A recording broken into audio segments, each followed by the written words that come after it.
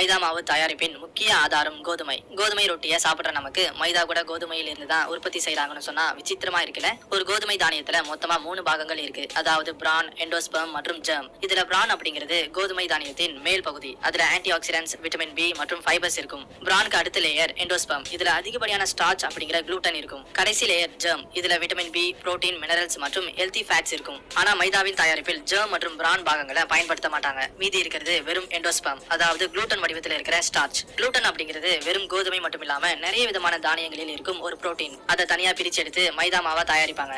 தொழில் கோதுமைகளை ஹோல்டிங் டேங்க்ஸ்குள்ள அனுப்பி 10 இருந்து 12 மணி நேரம் வரை ஸ்டோர் பண்ணுவாங்க. இப்படி செய்யும் போது கோதுமையின் மேற்பகுதி அதாவது பிரான் மென்மையா மாறும், எண்டோஸ்பெர்ம் வெளியே வரும். இந்த 2 லேயர்ஸ்ல இருக்கிற வித்தியாசம் தான் மைதா தயாரிப்புக்கு முக்கியம்.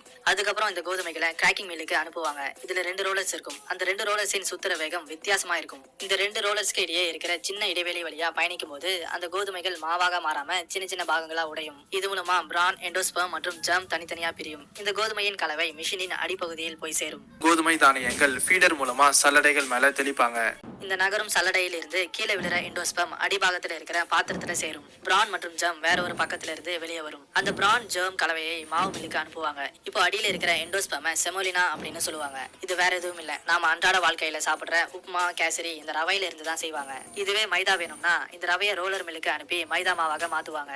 ரோலர் மில்ல இருக்கிற ஃபீட் ரோலர் உதவியுடன் சமமாக தூவி கிரைண்டருக்குள்ள அனுப்பி மாவாக மாத்துவாங்க. ஆனா மாவை மென்மையா மாத்த வரிசையா பொருத்தப்பட்டிருக்கும் நிறைய ரோலர் மிஷின்ஸ்குள்ள இந்த மாவை அனுப்புவாங்க.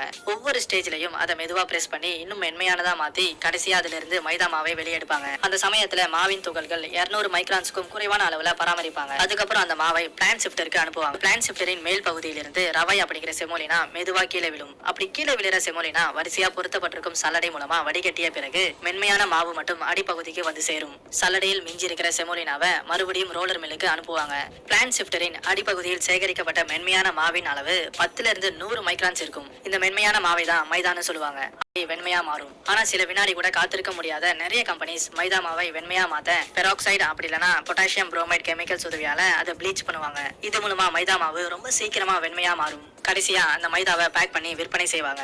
கோதுமையில் இருந்து கோதுமை மாவு, ரவை அப்படிங்கிற செமோலினா மற்றும் மைதா தயாரிக்கப்படுது. ஆனா இதை பயன்படுத்தி செய்யற உணவின் சுவை மட்டும் எதுக்காக வித்தியாசமா இருக்குன்னு உங்களுக்கு தெரியுமா? இதுக்கான காரணம் மைதாவில் பிரான் மற்றும் ஜெர்ம் சுத்தமா இருக்காது. ஃபைபர்ஸ், மினரல்ஸ் ஒன்னா இருந்தா அது கார்போஹைட்ரேட்ஸின் சுவையை கம்மியாக்கும். ஆனா மைதா மாவில் இருந்து அதை நாம தனியா பிரிக்கிறோம். மைதா மாவின் துகள்களின் அளவு கூட இன்னொரு காரணம். கோதுமையின் அளவு 1000 இருந்து 1500 மைக்ரான்ஸ் இருக்கும். கோதுமை ரவையின் துகள்களின் அளவு 400 இருந்து 800 மைக்ரான்ஸ் இருக்கும். கோதுமை மாவு துகள்களின் அளவு 300 இருந்து 400 மைக்ரான்ஸ் இருக்கும். இதுவே மைதா மாவின் துகள்களின் அளவு 10 இருந்து 100 மைக்ரான்ஸ் மட்டும் தான் இருக்கும். இந்த அளவுக்கு மென்மையான மாவை பயன்படுத்தி செய்யற உணவுகள் வாய்க்கு நல்ல ருசியை தரும். இது வயிற்றுக்குள்ள போய் சீக்கிரமா ஜீரணமாகி குளுக்கோஸா மாறி ரத்தத்துல கலக்கும். இதை தவிர்க்க தான் டயபெட்டிஸ் நோயாளிகளை கோதுமை மாவை பயன்படுத்தி செய்யற உணவுகள் மற்றும் ரவையை பயன்படுத்தி செய்யற உப்புமாவை சாப்பிட சொல்றாங்க.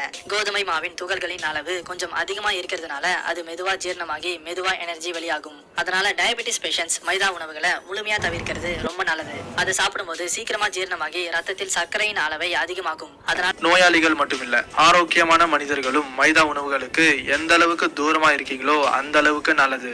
மைதா உணவுகளை அடிக்கடி சாப்பிடாம எப்பயாவது சாப்பிட்டா எந்த பிரச்சனையும் இருக்காதுன்னு நிபுணர்களின் ஆலோசனை.